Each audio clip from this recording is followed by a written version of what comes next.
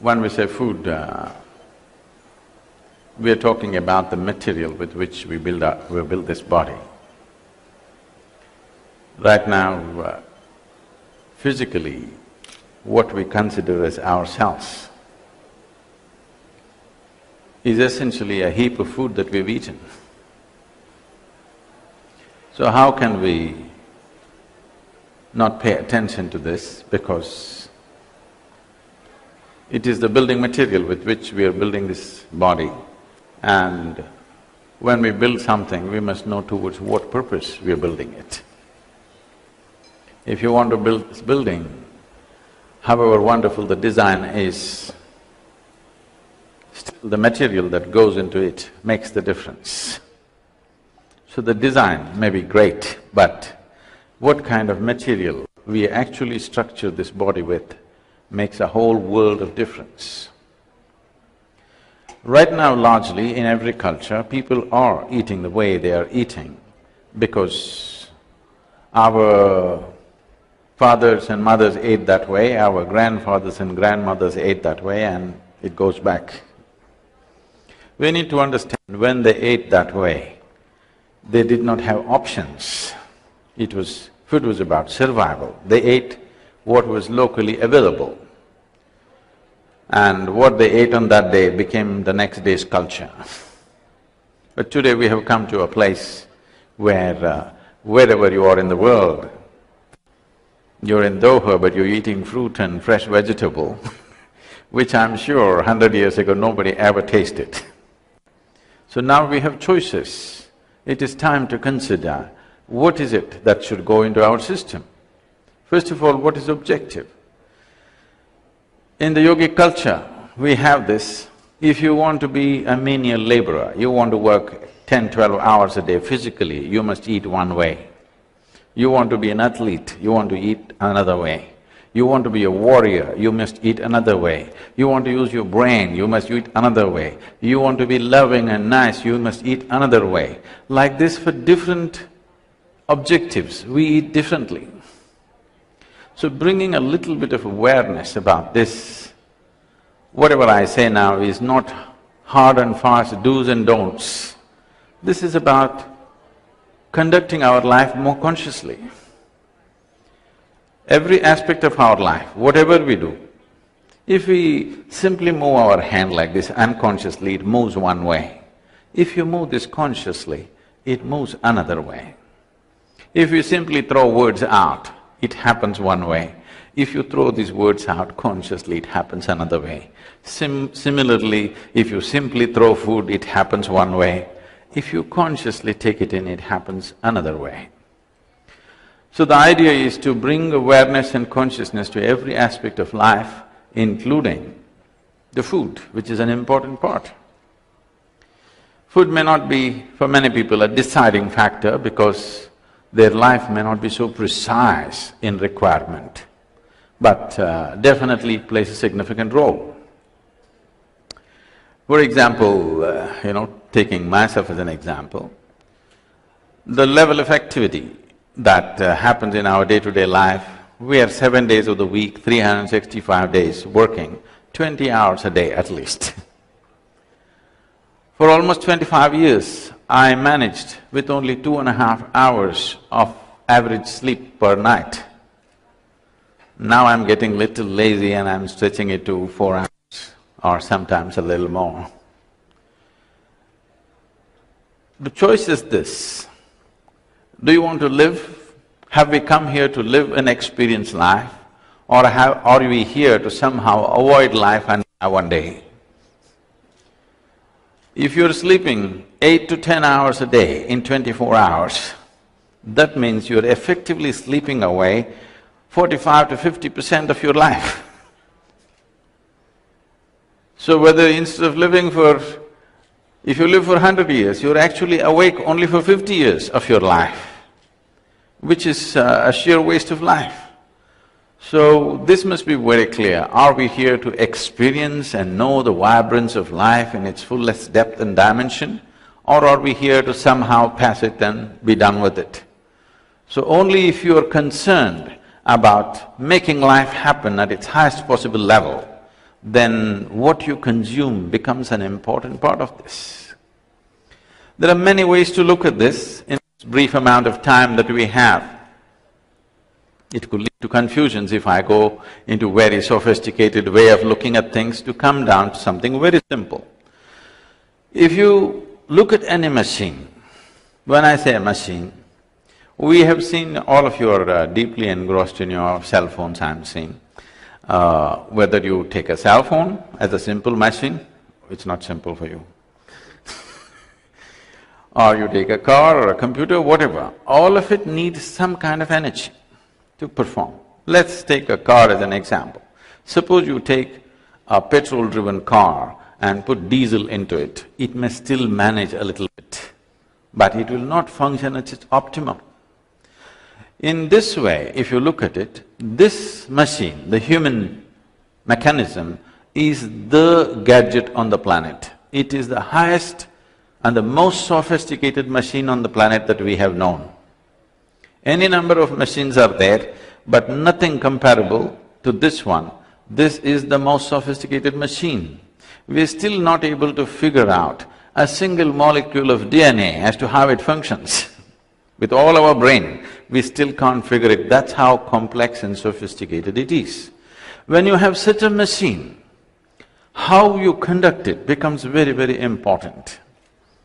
It is so subtle, the very way you sit and stand affects the way it functions. Shall we do a little experiment with you? Hello? Shall we do a little experiment with you? If you're willing to sit up with your spine erect, you keep all the five fingers together, that means you must keep your phone down. If you keep your five fingers together and place it upon your thigh, gently placed, do not press, gently placed. What we will do is, don't do it right now, look at me. Holding it upon your thigh like this, with your eyes closed, breathe slightly deeper than normal. How you normally breathe, slightly deeper than normal, and notice how the air fills up into your lung. Or in other words, where is the maximum expansion and contraction? Observe this. As you're doing this, I will say switch with your eyes closed without breaking the rhythm of your breathing, just turn it over, and again when I say switch, get back. In these two positions, something very fundamental about your breath will change. I want you to notice what is the change, and you must be able to tell me. You will be able to notice this only if your spine is erect, your eyes closed, and your mind is focused on your breath. Shall we do this? Please close your eyes. All the five fingers together, gently placed upon your thigh, slightly deeper than normal. Just inhale and exhale, noticing how the air fills up into your lungs. Your eyes closed.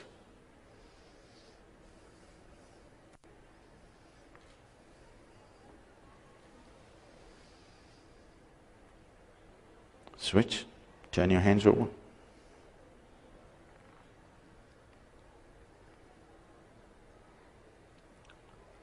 Switch again.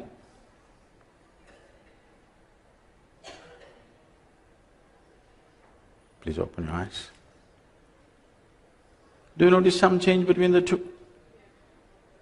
Can you tell me what's the change?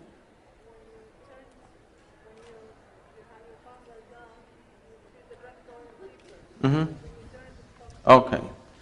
What is happening and what she said is, when you hold the palm facing down, you will feel the expansion more in your diaphragm region. When you do this, suddenly it moves little higher up in the chest. Why this is happening is, among the three lobes in the lung, if you keep your hand facing down, the maximum expansion and contraction happens in the lower lobe of the lung. If you just turn it around, it moves to the middle lobe of the lung.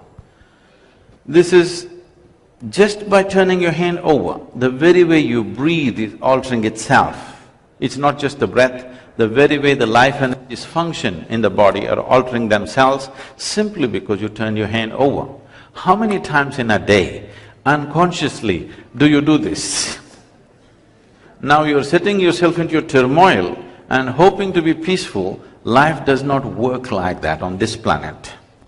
This is like you sit in your car, you don't know what these three pedals are, kick any one of them whenever you feel like it, and you know what a jerky driver you will be. Right now, please see this is what is happening. It is not that you do not know peace in your life. It is not that you do not know joy or ecstasy in your life. It is not that you do not know love in your life. You know all these things, but none of them are steadily there. It's jerky, because the driver is jerky, because the driver knows nothing about the machine. You have been gifted with the most sophisticated mechanism in the universe that we know, and you're handling it like it's a crude thing. So once you have a machine like this, it's important what kind of fuel is going into the system. When we say what kind of fuel is this machine designed for? As I said, there are many, many ways of looking at it. The simplest way is the alimentary canal. From the mouth to the anal outlet, digestive process happens on many different levels. Now, what kind of food is this digestive system designed for? If you look at the animal kingdom, largely in the world, there are carnivores and herbivores. Animals which eat vegetable material and those which eat meat. Between these two, carnivores and herbivores, there is a significant difference in the way their bodies are constructed, and particularly their alimentary canal, which is the digestive process. One basic thing is, to start with, if you look at all the herbivorous animals, they have incisors in the front, cutting teeth, and molars at the back, which are grinding teeth.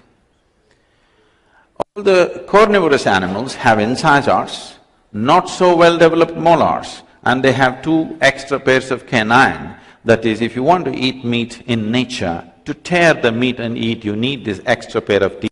Somehow, please check, you don't have them.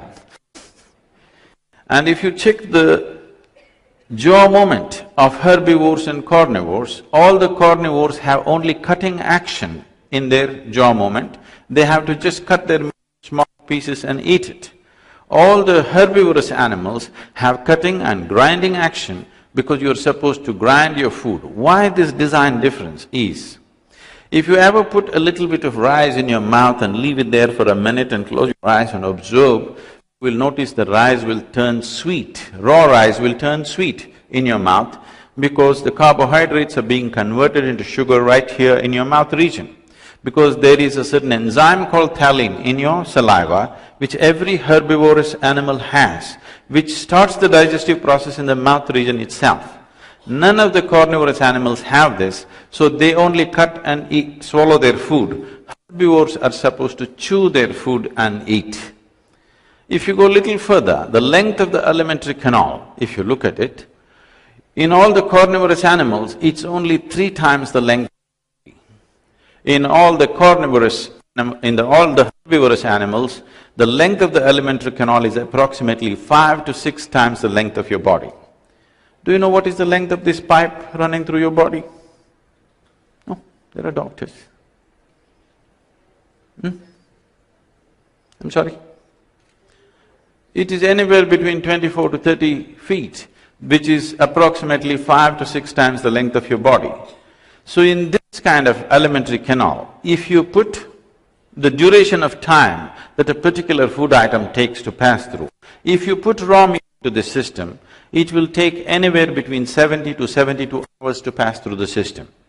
If you put cooked meat into the system, it will take 48 to 52 hours to pass through the system. If you put cooked vegetarian meals, it will take 24 to 30 hours to pass through the system. If you put an uncooked vegetable, it will take 12 to 15 hours to pass through the system. If you put a fruit, it will take 2.5 to 3 hours to pass through the system. If you keep raw meat outside in summer, for 72 hours, what happens? Similar things happen in your body, or in other words, enormous amount of rotting process happens and excessive bacterial activity is taking place within the body. Keeping these bacterial levels lower in the body becomes the biggest function that the body is functioning and doing right now, which makes one… I see that with regular lunch, dinner these everywhere, either coffee or worse, Coke is being served, because without that, most people will fall asleep on the table. because that is the nature of food that we are consuming. The level of inertia that this food is creating is such. Now all the doctors, particularly in the West, are saying minimum 8 hours you must sleep. Sleep is not a requirement in the body.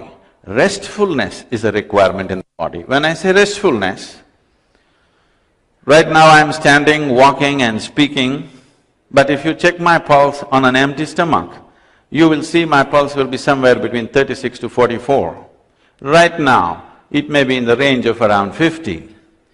If body is going at an easier pace, the amount of rest that it demands in terms of shutting down will come down considerably.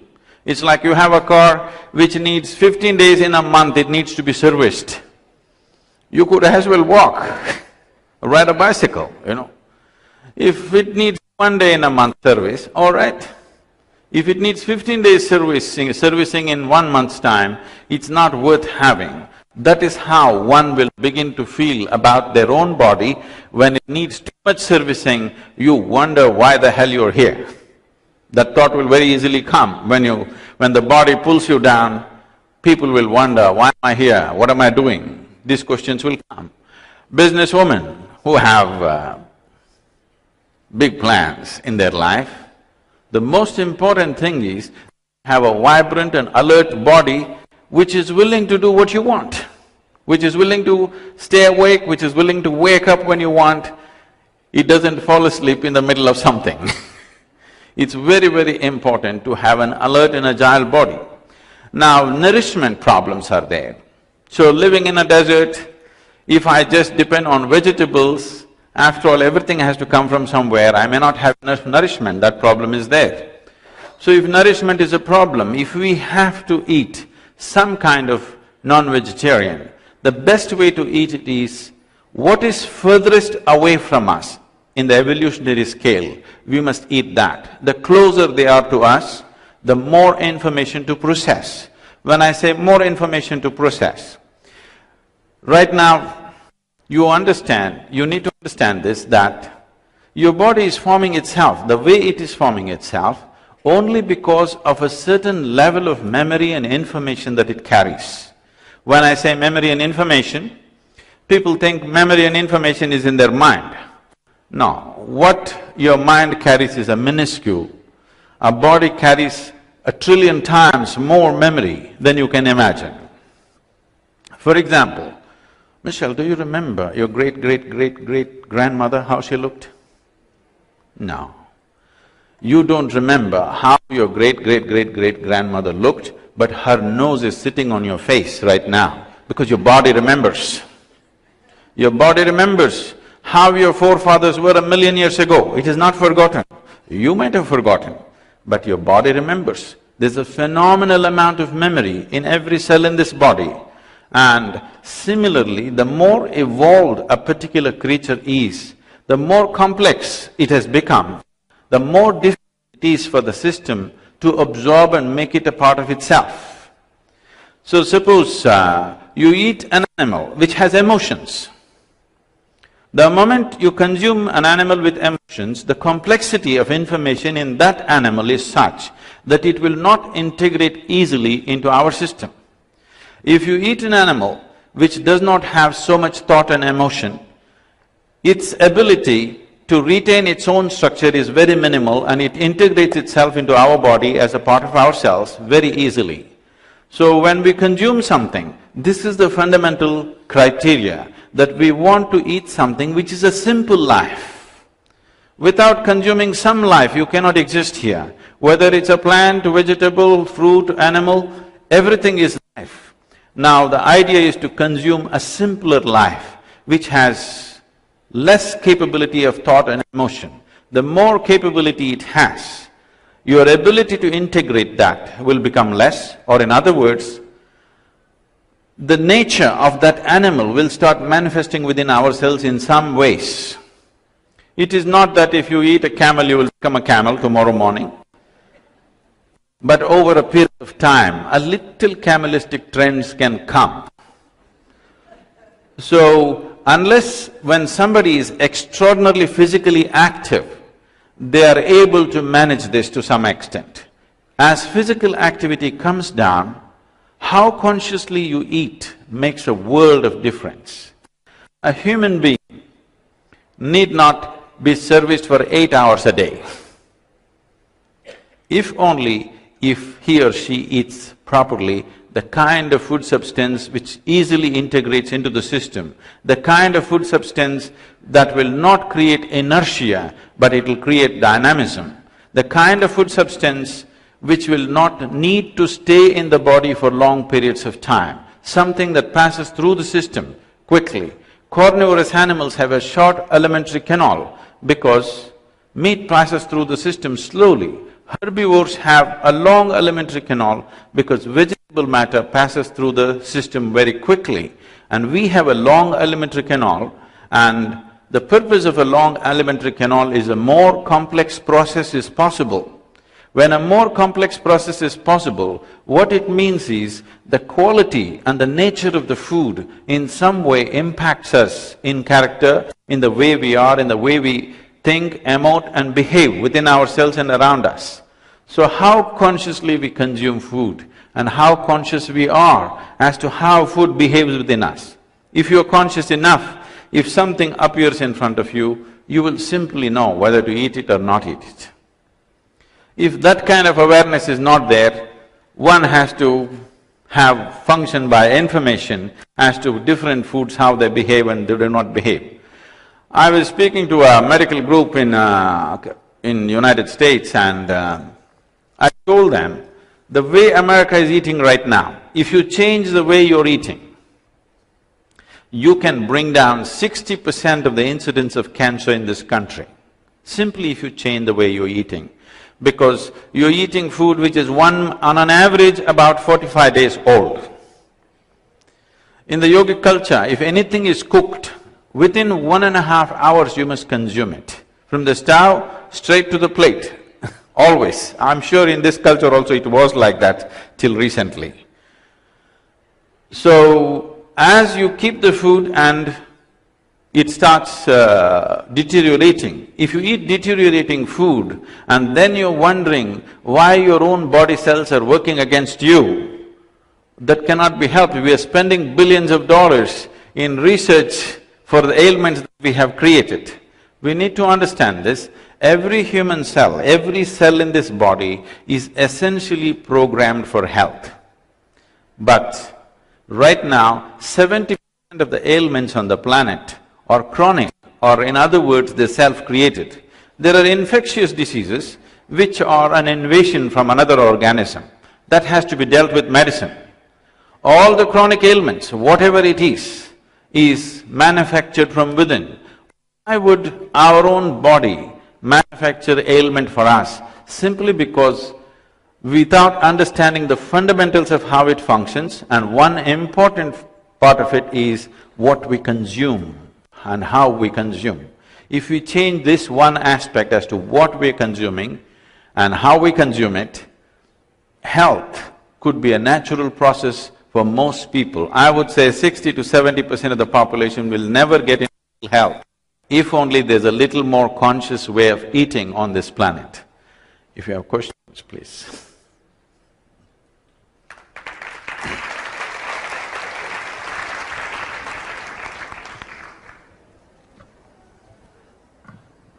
Please.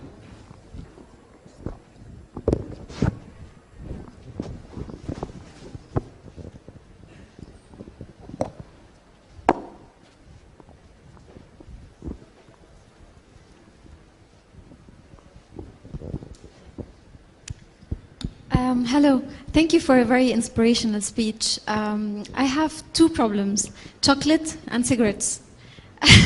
And I know I need to stop them, but what is your advice for me to have more self-control? Thank you. A cigarette is not a foodstuff, so I will leave it alone. About chocolates,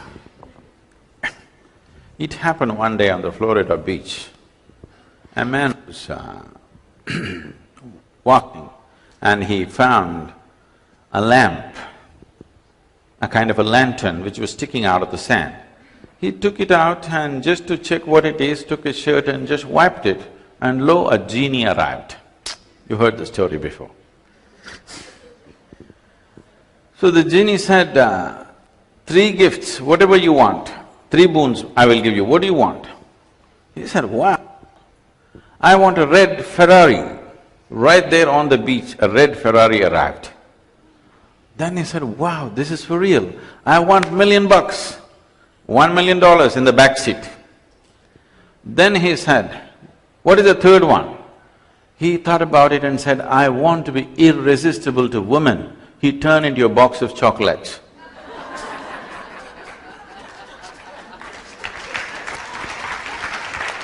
So, when it's something so precious in a women's conference, I won't put chocolate. Chocolate is a very positive thing. The problem with chocolate is you're eating with sugar, okay? If you just eat chocolate, it's a very wonderful thing to eat. But you're mixing with such enormous amount of sugar, which will definitely cause damage to the system. If you can eat it without the sugar, that'll be great. And similarly for the cigarette, without the tobacco, if you smoke it, it would be great.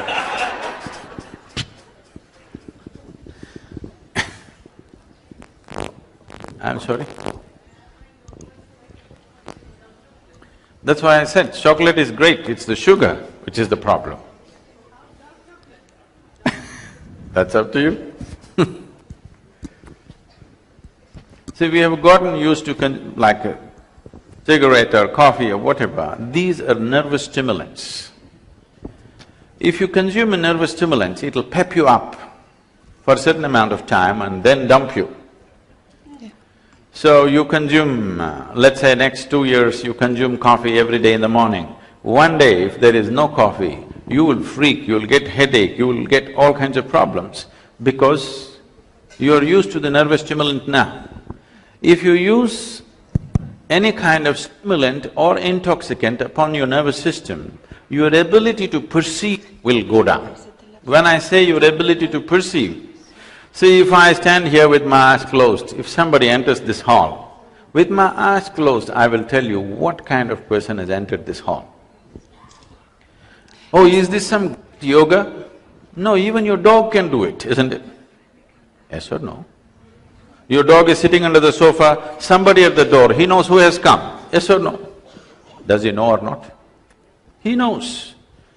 Now, when a dog can know, why is it that you cannot know? Simply because we have dulled our nervous system in so many different ways. First of all, living in urban centers, our nervous system is dulled by excessive input. The type of food that we eat, stimulants, intoxicants, all these things. If you dull your nervous system, the statement that you're making to life is, I want to dodge life, I want to avoid life, I don't want to experience life. So if that is the thing, if we cut a nerve in your spine, you will not experience anything. Shall we do that? You're trying to do it slowly, I'm talking about doing it more efficiently. Is that what you want to do to yourself? Because only if your nervous system is at its highest level of relaxation and alertness, only then you will know life in its entirety. Otherwise, simply what somebody has told you and taught you, that's all you will know. You will not perceive life the way it is. So, whether you're consuming coffee, cigarette, this, that, if by choice somewhere you're doing something, that's up to you, I don't get into those aspects of your life. But if it's compulsively happening in your life, it's time you do something. Things that we created should not rule our lives, isn't it? If you're doing everything by choice, consciously, it's up to you. If they are compelling you to do certain things, it's time you worked on it, it's time you did something about it. Please.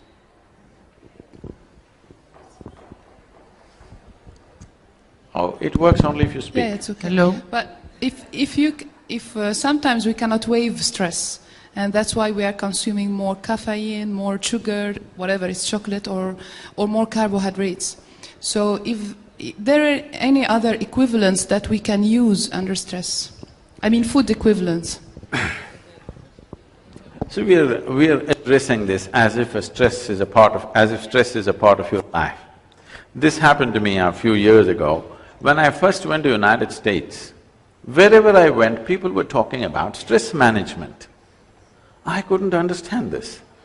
Why are people talking about stress management? My understanding, we manage things which are precious to us, our family, our wealth, our business and whatever else, whatever is precious to us. Why would anybody want to manage stress? It took me a while to understand these people have made a conclusion that stress is a part of their life. Stress is not a part of your life. You must understand this. You're stressful not because you have children, you're stressful not because you have a business to run, you're stressful not because life is not going the way you think it should be going. You're stressful simply because you do not know how to handle yourself.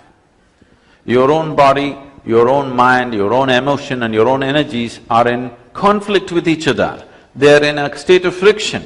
If this was well lubricated, there definitely would not be any stress. If this system was going very smoothly within yourself, there would not be any stress. Essentially means friction, isn't it? However wonderful a machine that you may be driving in terms of your car, if you drive it without the engine lubricants or engine oil, it won't last for 10 minutes. The same thing goes for this. If the necessary lubrication is not created, if the necessary alignment is not happened within you, then everything seems stressful. Have you at least noticed this much? What one person thinks is very stressful, another person is dealing with it effortlessly? Yes or no? So it is not a situation which is stressful, it is your inability to manage yourself. When you are given such a sophisticated machine, what I am asking you is, did you ever read the user's manual? No? Did you ever pay attention as to how this functions? Now we just did one simple experiment, this and this. Every day you're doing it, but you think you don't have to pay attention to this. There is a system, there is a whole science as to how to bring attention to every aspect of your life. The very way you sit, stand, breathe, eat, every aspect of your life, if you handle it consciously, you will see it will become something else. There is a whole science. As there is a science and technology to handle the external, there is a whole science and technology to handle the internal. You have to invest certain amount of time in that. We are at a Who's business… speaking, please? We are here, I'm here. Oh. We are at a business women conference. Can you give me in three practical steps how we can manage to be vegetarian, to do yoga, and to manage all the problems that we have around us in this world? In three steps. 1, 2, 3. Practical. Okay. Practical.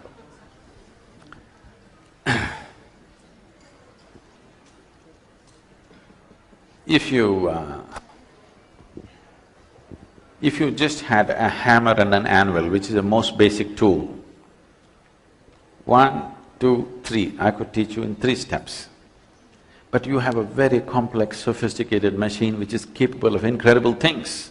When you have such a machine, I would say, let's pay a little more attention to it, if we want a good yield out of it.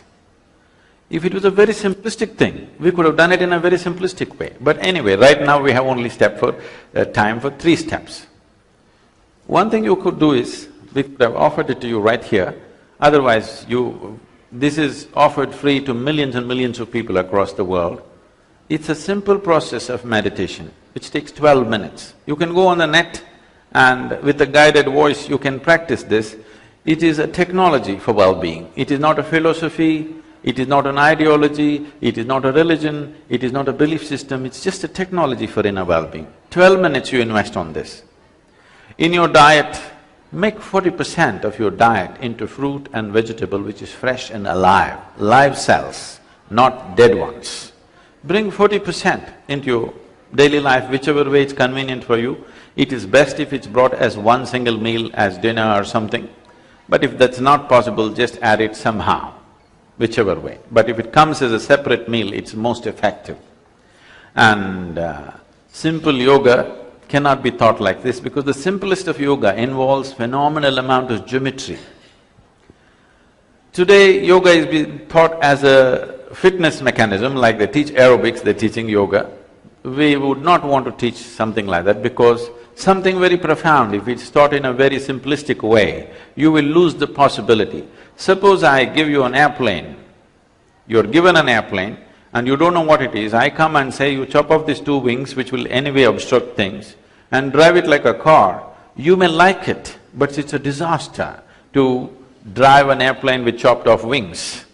So, the third step would be that you invest 2 or 3 days to learn something very simple. Don't go for big things, something very, very simple. 2 or 3 days you invest to learn something and bring it into your life, it will do a phenomenal change in your life, these 3 things, 3 steps. Good morning. And anyway, to tell you, I'm not a businesswoman, but I'm running more than half a dozen businesses and foundations and activity and movements and projects across the world. So I'm not somebody who sits in a cave and meditates all the time, okay?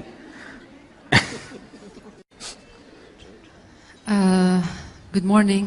Thank you very much for your lovely speech. I'm not a businesswoman.